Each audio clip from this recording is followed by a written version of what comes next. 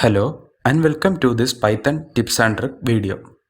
Today we are going to talk about list comprehension and how they can help you write more efficient and concise code. In Python, a list comprehension is a compact way to create a new list by transforming or filtering an existing list. Let's take some examples. Suppose you want to create a list of square numbers from 1 to 10. You could use a for loop like this, or you could use a list comprehension like this one.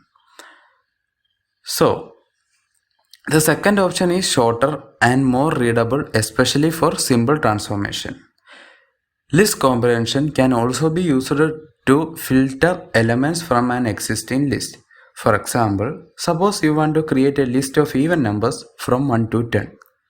You could use a for loop like this, or you could use a list of comprehension like this one. The second option is again shorter and more readable, especially for simple filtering. So there you have it. List comprehension are a powerful tool for creating new lists in Python. I hope this tip help you to write more efficient and readable code. Thanks for watching.